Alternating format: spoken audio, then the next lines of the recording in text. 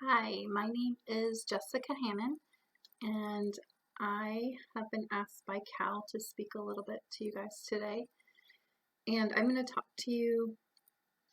I don't know, I had a hard time thinking of what to call it. I guess community and connection, but really I just wanted to share a little bit of my story and what I struggled with and the things that helped me deal with it.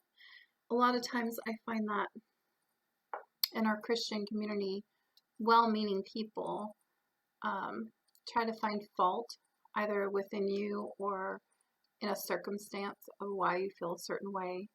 Um, I have been, even in Job, if you go back to Job, when he's suffering, his friends say, "What did you do wrong?" Or "What did you not do? Like, did you not pray hard enough?" And meanwhile, Job was a super righteous man. So it's nothing new, but unfortunately, it's common in our community of Christians. I really think most people are well meaning, they just don't know. So it's my hope to educate and share my story. And it doesn't have to be yours, but it's what I feel and what the Lord's pressed on me to share. So I'm going to start with I was not raised Christian. I was Lutheran if I was with my grandma, Catholic if I was with my other grandma and my dad. I was, well, she doesn't like to say she's atheist, so I guess agnostic when I was with my mom. Um, and I was born again Christian when I was with my aunt. So um, I always felt, even if you look at my earlier poetry, I always felt like there was good and evil, but I just didn't know the names or how accessible it was for me. And so I didn't become a Christian until I was 21 years old. My husband and I were living in Arizona, and I had just had our second child. And I'm dating myself, but it was 1999, and I was 21 years old. And I went with my aunt, the born again one, to a ladies' retreat. And there was a part of the retreat that they asked everyone to sit, just kind of sit and lament and pray about something. And they asked people to come along and partner with each other and pray with each other. I have struggled with feelings of unworthiness or feeling invalidated since I can remember. And so during this time, my aunt had to deal with somebody who she knew that needed her, which was fine. But none of the other women came to me. And I do think this is by design, but at the time, I did not feel that way. And so I immediately went into self pity mode and thought my sin was too terrible. Um, and I guess I felt like the sins I was battling with inside, I kind of wore them like a scarlet letter for everyone to see. That wasn't the case, but that's how I felt. And so when I sat there and thought about my sin, I just went deeper in the black hole of um, no one could forgive me, neither could God. This isn't for me; it's for everybody else. And while I was in the middle of that, the best way I can describe it is like a warm breeze on a beach. I grew up in New York by the ocean, so for me, my happy place is the beach, and that's what reminds me of serenity. So for you guys, it might feel different, but for me, it was like I was standing on the beach, and this warm breeze came, and just from my toes to the tip of my head, um, just filled me with this warmness, this peace that I can't describe. It was so incredible. It was tingling, and I just felt, for the first time, I felt, and I still 21 years later can't talk about it without being emotional, but I just felt for the first time unconditionally accepted and loved. And a voice that was not mine, but it was not audible. It was like a thought that wasn't me spoke in my head, And it said, Jessica, you don't need anyone else. I am here, and I'm all you need. And I know what you've done, and I've already forgiven you as far as the east to the west. You are the only one carrying this burden. It's time to let it go. And I just immediately, all that shame that I was just carrying and burdening me just was gone. And I was just filled like lighter in my step, and I don't know. And I accepted Christ. Honestly, I don't remember if it was before that or after that, but it was around that time. Um, and it was incredible. So that was where what I'm talking about stems from. God told me in his own words that I didn't need anyone else. I had him, and he was enough. Okay, so sometimes I take things too literal, and I'm pretty stubborn. Anyone who knows me should know that, and strong-willed. And so I took that to mean, well, fine, people suck, so I don't need them anyway. I'm God. And so I tried to spend the next 20 years of my life. I had some people in my life, but very few did I let in. And I raised my 5 kids here, and I have a lot of great friendships, and I've always been transparent, but it wasn't until the last couple of years that I realized I wasn't really vulnerable. I still felt like I wouldn't be heard if I spoke my inner truth. I can tell you what I've done. I could tell you what God's done. That's easy for me. But to let you guys see my emotions, to let you into a place where you can hurt me, that's where I built a wall. The ironic thing is I'm always quoting to one of my children that has the same problem, the C.S. Lewis quote. I'm going to pull up. First of all, I give 110% to everything, but I'm kind of a fly by the seat person, so you'll have to bear with me for a minute. I also like to be spirit-led, and so as much as I like planning and organizing, I want to leave room for the spirit. And this wasn't in my plan, so give me a second to find it. It says, it's C.S. Lewis in his book, The Four Loves. And it says, to love at all is to be vulnerable. Love anything and your heart will be wrung and possibly broken.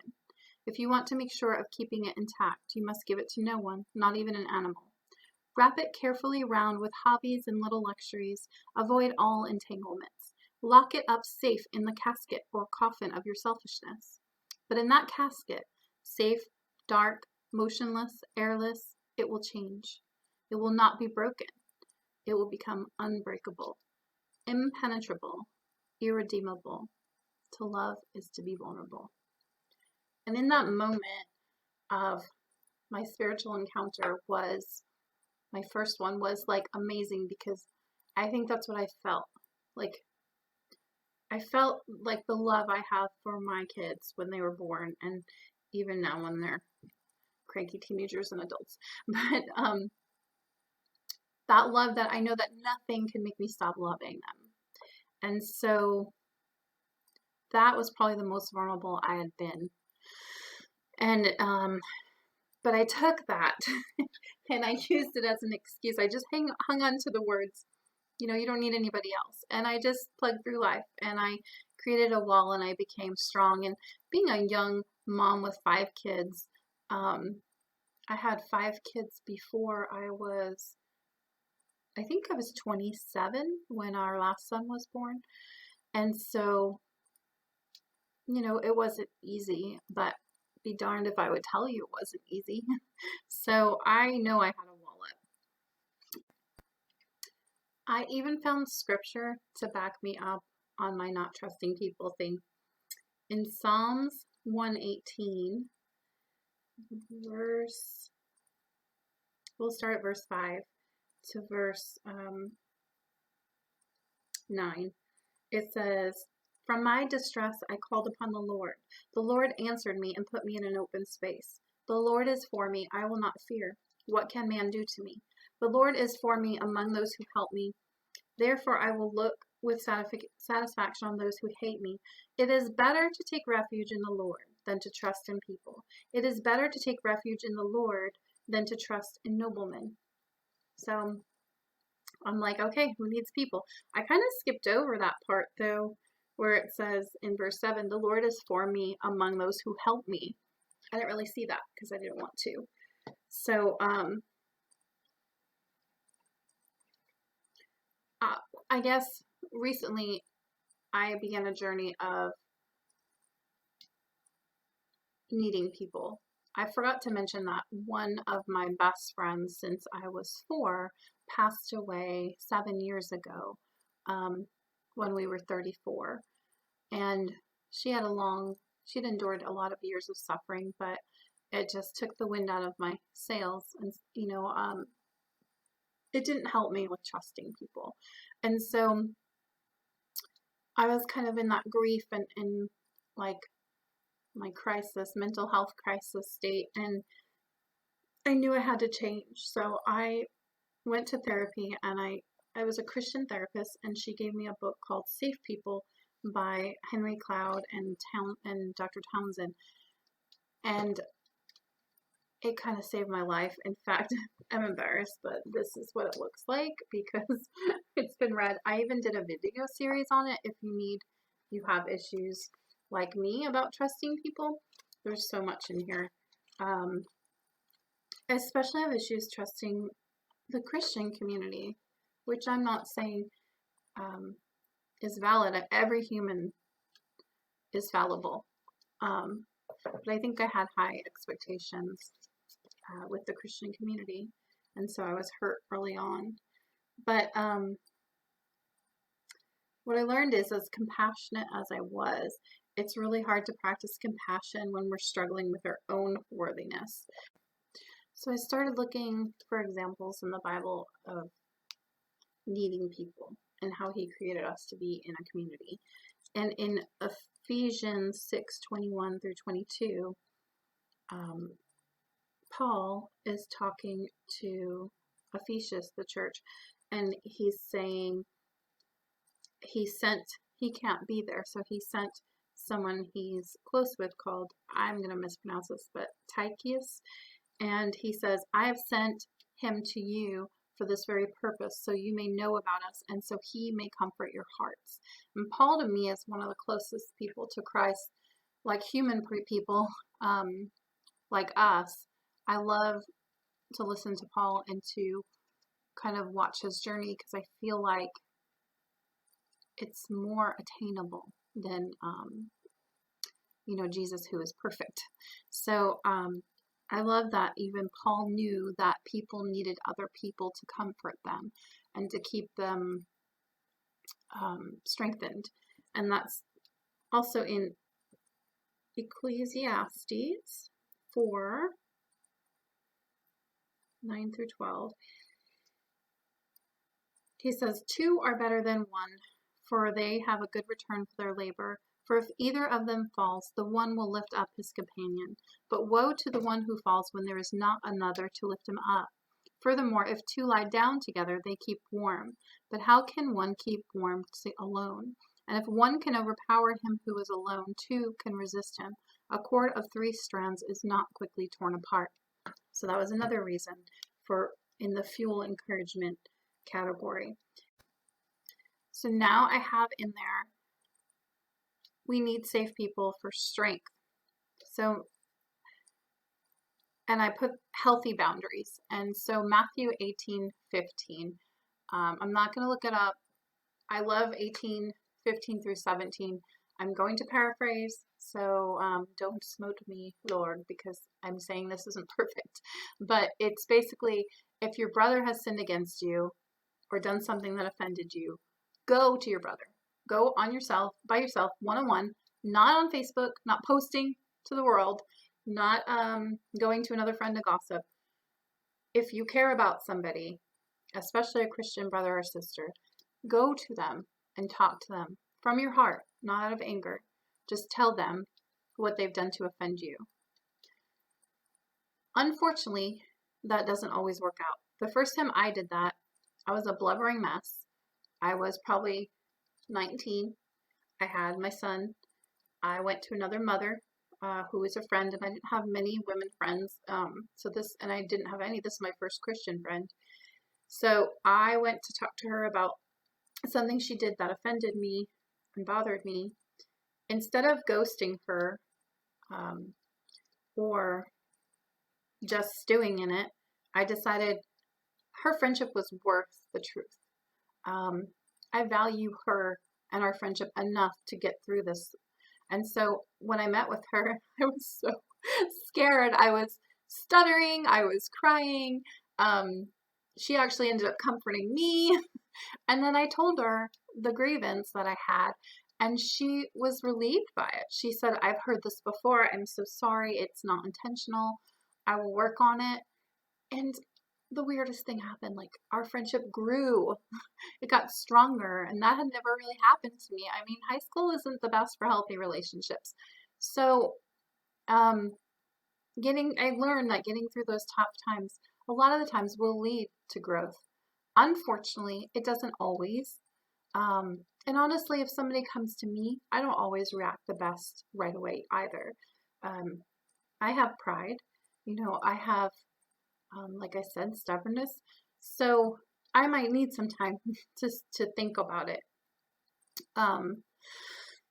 But, when you're praying and thinking, you should come back and see that the other person. To me, I would much rather you come to me about something than talk behind my back or give up on me.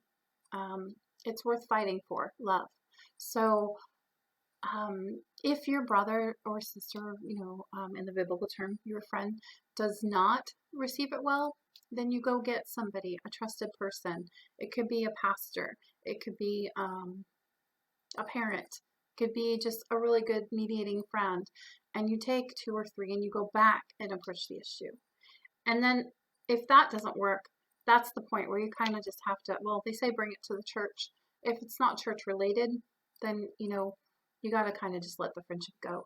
But when that happens, I still give them, I let them know, like, I'm sorry this ended this way, but I have to, it's not healthy for me to be in this relationship. I love you. I will pray for you. I wish the best for you, but we need to go our separate ways.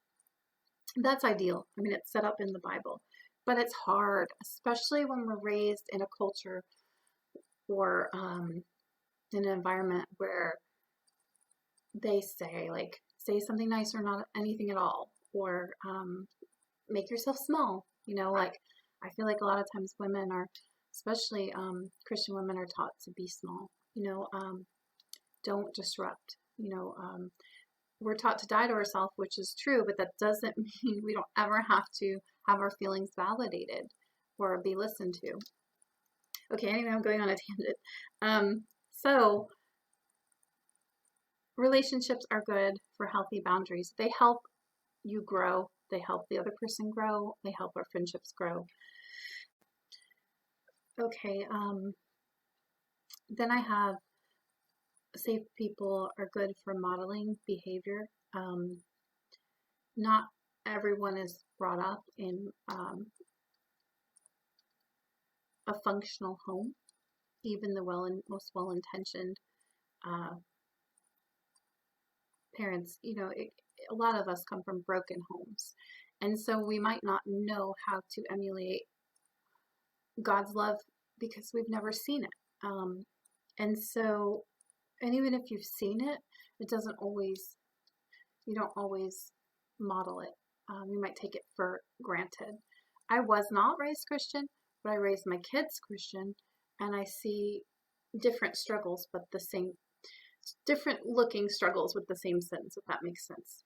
So with modeling behavior, I have 1 Corinthians 4:16-17.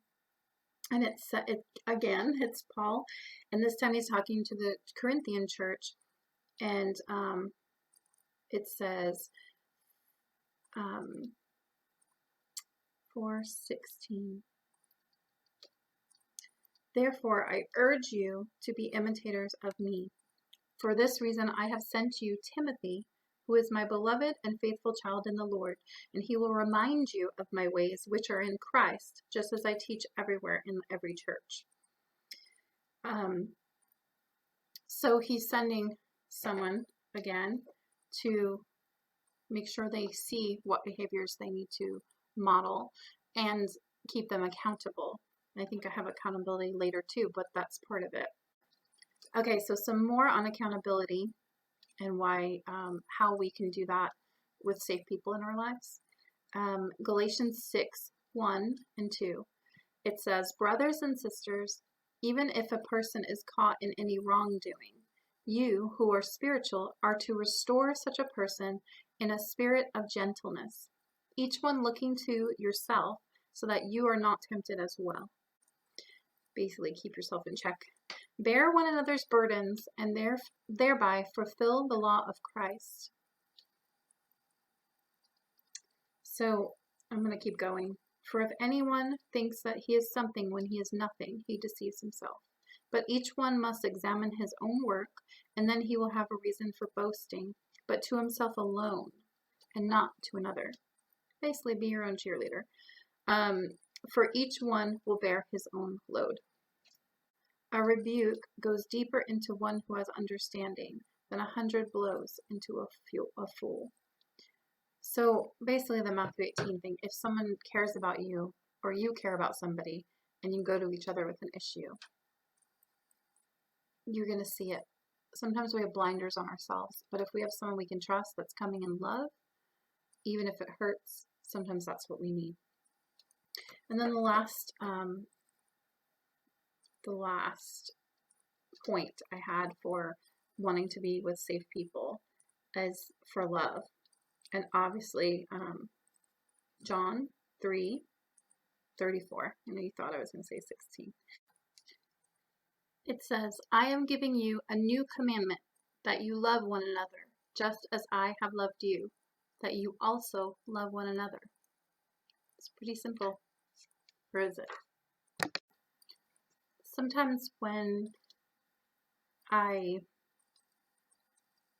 am feeling kind of sorry for myself, I'm like, oh, God can't understand. And then I remember he does understand. It's why Jesus was here. And Jesus was perfect, but he had anger. He had sadness. Those are okay too. We don't have to be happy, smiling Christians every second. We should be able to talk about the dark things. In John 11, I think it's 33. Let me make sure.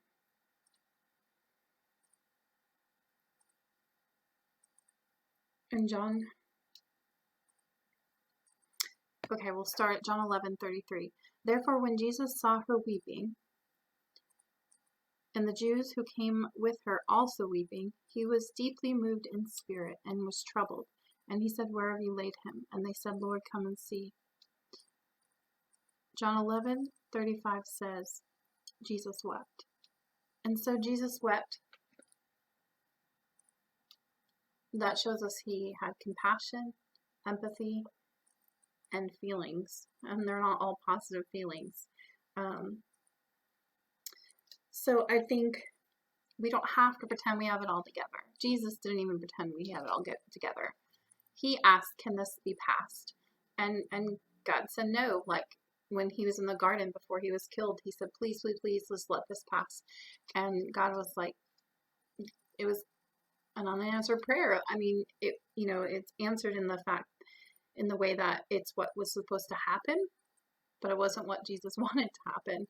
And so I don't think we should be too surprised when sometimes the things we expect or ask for doesn't happen. It doesn't mean God doesn't love us. It just means he sees us, he validates us, but he might not be able to answer the things in the way we want it to be answered. And that's okay. It doesn't mean he's abandoned us. He sees us always. And so how did I combat some of this? How did I combat my not trusting people? How do I combat my anxiety? How do I combat my depression? The depression's the one that really, really holds on to me. The anxiety, I've made outward ways to deal with, like OCD. But the depression sometimes sucks me back in that darkness, and I start to believe the lies and the doubts that have always been there. And so how do I combat that? How can you combat that if you struggle with it? So first of all, I take every thought captive, and that's in 2 Corinthians 10:5. And I just take every thought captive. I say, I am a visual person, so I visualize my thought and like a sifter, and I'm like, okay, is this something I need to keep and put in, my brain, or is it something I need to throw out? And so, like, what's the source? Is this from me and my inadequacies and past struggles, or is this from the enemy who wants me to stay down, or is this from God? And so, if it's from God, I just hang on to it. If it's from my struggles, I might have to sift through it some and figure out where it came from or what I can do to change it. If it's from the enemy, it just gets tossed out. So, and then Romans 12:2 and Ephesians 4:23, that talks about renewing your mind. So how do you renew your mind? For me, I take scripture that I have, that has spoken to me. First of all, you have to make it a priority. You have to make it a priority to read His Word. I know it sounds old-fashioned. I know sometimes it can be boring. I mean, I'm just going to say it. It can. There's Netflix and there's Hulu and there's bestsellers and there's everything competing for your time. Facebook, there's notifications. I just got one on my screen. So the world is so good at distracting us. I feel like the devil doesn't even have to do much anymore. So if you can just set aside 10 minutes, my favorite thing, the Bible app has these plans, and looks like this. Yes, and then there are plans, and so you can download some plans. And if you need more accountability, invite a friend to do the plan with you. That's what I do. I have a marriage plan with my husband. I have some other plans with some close friends. And that way, I feel like I have to. You should do it for yourself, but sometimes it requires knowing someone else is watching you and you're affecting them too. And so, anyway, so find time and ways to read the Bible. Listen to podcasts. I listen to some great podcasts I'd be happy to share. One of my favorite is the podcast, and it's just edifying and interesting, and I keep growing that way. So once you find those scriptures, either through reading His Word or listening to a song or whatever, notice when something's inspiring you and encouraging you and makes you feel good. Write it down. And then when you're feeling down, or whatever your struggles are, when you're struggling, you can take those things and read them out loud if you have to. Read them until it becomes who you are. Read them until it becomes, when I think I am not worthy, automatically that verse comes in that I'm worth more than rubies. So I had to kind of memorize a couple of verses for a while. I put it on my wall, but it's been 21 years, so some of that's retained. And so whatever you have to do, just, that's renewing your mind. Create new pathways. There's chemical changes, like real chemical changes. God created us on molecular levels. There's neurons that fire, whether you think negative or positive. So when you feel that negativity, put a positive there. At first, for me, it felt fake. I felt like everyone else just, it was easy for, and for me, I was like a fraud. I was like an actress, but the more I did it, the more it became who I was, the more natural it was. So just practice renewing your mind. That's the dying to yourself, becoming who you are. It doesn't mean you're erased. It just means you're reaching your potential, who God created you to be. So Philippians 4:8 talks about how our words and thoughts have power. And I'm just going to put these on the bottom of the screen so that you guys can see them. I just don't want to rattle a bunch of things and overload you. So, and then be aware of what changes within you need to happen. And repent those. Repenting means changing, like not just confessing, but changing. And that's again, renewing your mind. Find ways, like if you know you're around some toxic people, find some new people, guys. You don't have to cut them out, but just put them on a, a more distant level. You can be there for people, you can minister to people, but not everybody is meant to pour into you. Only take those who, I love Brene Brown, and she has an example of these jars of marbles. Like I said, I'm visual. So imagine you have a jar of marbles. Your relationship has a jar of marbles. You're both half full, okay? Does your relationships, do they take all your marbles? Like when they have a hard time or whatever, are they taking all your energy and never putting back in your jar? Are you sitting there with an empty jar and theirs is overflowing? So a good relationship should have, times where one of you has a little more, but you stay about equal. You're edifying and supporting each other. So kind of keep that in mind. If you find ones that are just emptying you, those aren't safe people. So you need to get some more safe people in your life. And then what else? So speak life, not just to those around you, because that's easier for some of us. Speak life to yourself. I have this rule in my house. If you say something negative, I automatically make you say 3 positive things. My kids hate it when I do it to them, but when their friends are over, they think it's great. Like my kids think it's great when I do it to their friends. But if you can't think of 3 positives, ask someone you love to give you the 3 positives and then repeat them.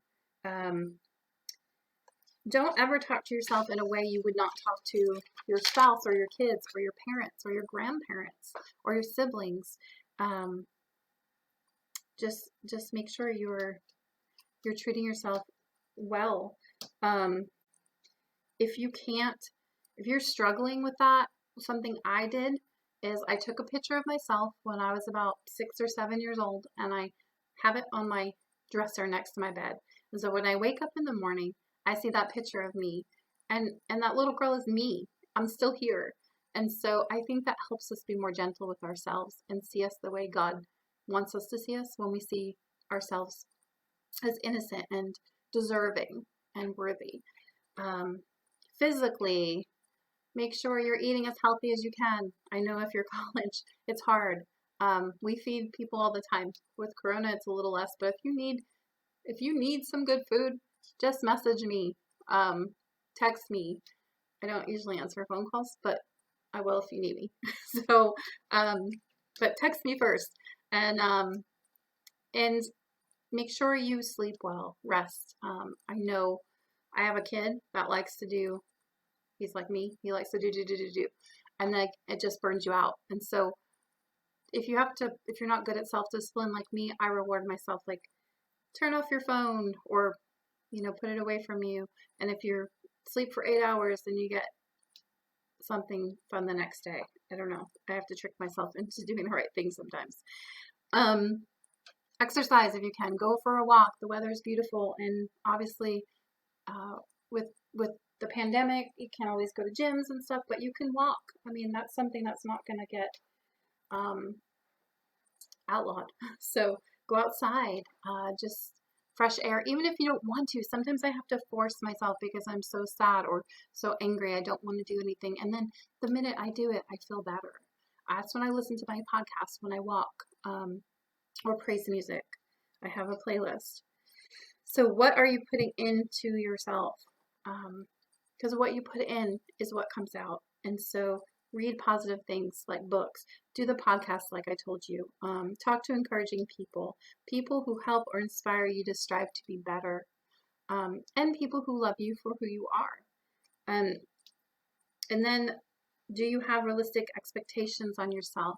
Again, are these things you would expect from other people? Don't expect them from yourself, but not others. Treat yourself kindly like you treat others. And finally, I want to say we are not defined by our mistakes. We can be refined by our mistakes, but we're not defined by them. I walked in such a dark cloud because I didn't want people to know how dark my sin was.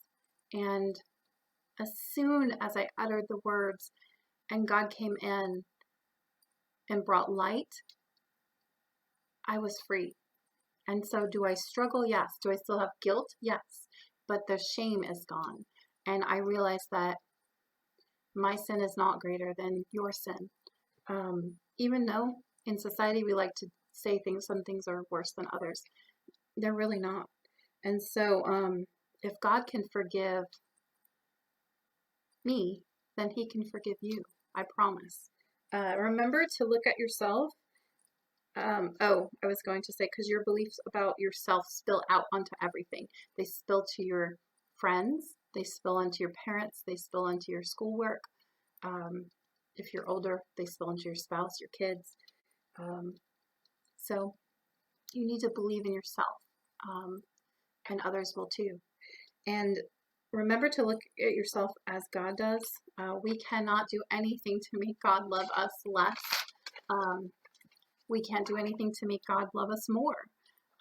We're loved and worthy because of his grace and because of who he is, not because who we are, because of who we are. So don't limit God's power and say that he can't love you or forgive you, because he loves all of us and he wants us to have community and he wants us to talk about the dark things.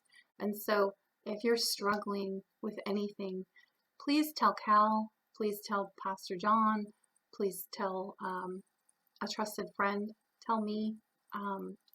I am here. God has sent his people for you. We are not perfect, but I think we can strive to be the best we can for each other, especially during this time. Thank you for listening to me talk for so long. I appreciate it, and I'm not like a natural born public speaker. Now I have to say 3 positives, but I am willing. I am equipped through him, and I am 100% just real. So love yourselves and love others, and I will see you. God bless.